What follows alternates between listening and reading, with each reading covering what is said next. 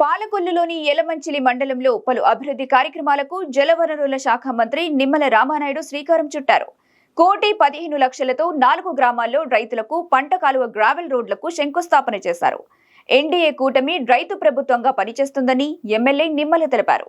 రైతు బిడ్డగా రైతుల కష్టాలు తెలుసు కాబట్టి ప్రతి రైతు పొలం నుంచి ధాన్యాన్ని రోడ్డు మీదకి ఏ ఇబ్బంది లేకుండా తీసుకురావాలని కోరుకుంటున్నట్టు తెలిపారు. రైతు కష్టం వృధా కాకూడదని నియోజకవర్గంలో 100 రోడ్లు మంజూరు చేయించినట్టు మంత్రి నిమ్మల వెల్లడించారు. యలమంచిలి మండలంలో 4 రైతాంగానికి సంబంధించి 4 రోడ్లను 1,15,00,000 రూపాయలు పెట్టి మరి 4 కాలువ రోడ్లకి ఈరోజు గ్రావెల్ రోడ్లు వేస్తూ ఉన్నాం.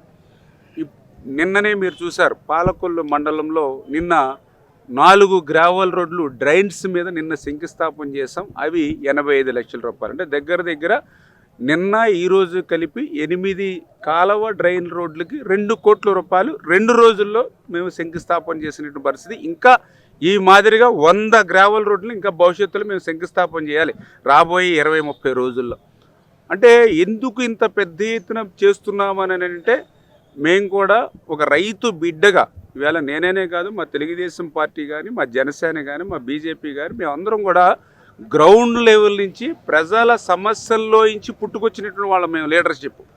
ఆ రకంగా నేను కూడా ఒక రైతు బిడ్డగా చిన్నప్పటి నుంచి తండ్రితో పాటు పొలానికి పోయి తురాలేసి ఆకు తీసి గట్టులంకలు వేసేటువంటి సమయం కానీ, అదేవిధంగా 2 బస్తాలు ఏదైతే ఎరువులు పొలాలు పట్టుకెళ్ళాలని అంటే నెత్తి మీద పెట్టుకుని మరి మొకాళ్ళు వరకు కూడా బురదలో నడిచిలేటువంటి స్థితిలో అనుకునేవాళ్ళం. అరే ప్రభుత్వం రైతు ప్రభుత్వం అంటారు, రైతును రక్షించాలంటారు, కనీసం పొలానికి వెళ్ళడానికి రోడ్లు వేయలేకపోతున్నారు ఏంటని అనుకునేవాళ్ళం. అందుకే ఈరోజు అధికారంలోకి వచ్చాక ఒక రైతు బిడ్డగా మీ అందరి ఆశీర్వాదంతో ఇప్పుడు ఇరిగేషన్ శాఖ మంత్రిగా ఉండడంతో ఆ రకంగా రోడ్లు, ఎందుకంటే మనం పండించినటువంటి పంటను కూడా ఇంటికి తెచ్చుకోవాలంటే చాలా ఇబ్బందులు పడేవాళ్ళం గతంలో. ఎందుకంటే సరిగ్గా కోత కోసి నూర్పిడి చేసి పోత వేసే సమయానికి రాత్రికి రాత్రి అకాల వర్షం కురిస్తే వెంటనే ధాన్యం రాశులు కప్పెట్టుకునేవాళ్ళు. మనం మండలాఫీస్కి వెళ్ళాలి, బ్రహ్మాండమైనటువంటి బీటీ రోడ్లు వేస్తూ ఉన్నాం.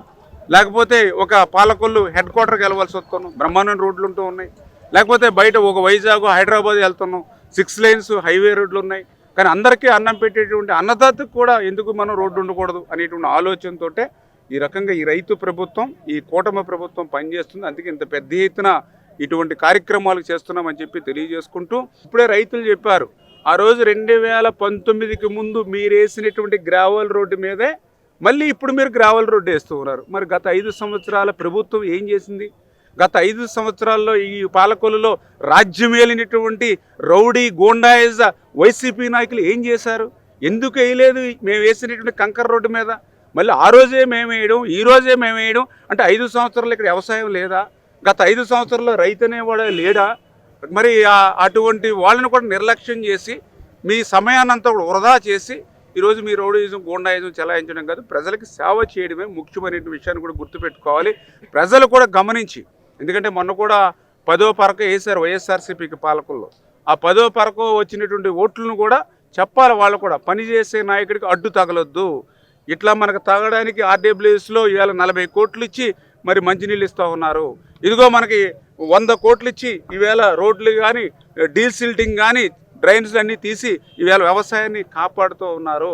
ఎందుకంటే ఆ రోజు మీరు చూసారు, ఏదైతే రైతాంగానికి అవసరమై 5 సంవత్సరాలు ఎక్కడ ఒక తట్ట మట్టి ఏ డ్రైన్లోనూ కాలువలోంచి తీయలేదు.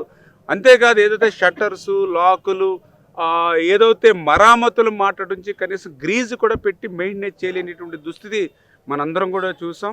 మరి అదేవిధంగా ఏదైతే ధాన్యం కూడా ఆ రోజు మరి అమ్ముకోవాలని అంటే 5 రోజులు 6 రోజులు రైస్ మిల్లుల దగ్గర, ఇదే దొడ్డిపట్ల రోడ్ నుంచి వెళ్తుంటే ఈ రైస్ మిల్ దగ్గర నేను కూడా వీడియో తీసాను ఒకసారి. దగ్గర 3 కిలోమీటర్ల బారున మరి ట్రాక్టర్లు లారీలు వరుసగా ఉండిపోయి, 1 రోజు 2 రోజులు కాదు, వారం రోజులు చలికి వణికిపోయేవారు, పగల ఎండకి ఎండిపోయేవారు. భోజనం పెట్టేవాళ్ళు లేడు, ఎందుకంటే రైస్ మిల్ చుట్టూ ఎక్కడ కూడా ఒక్క హోటల్ ఉండదు.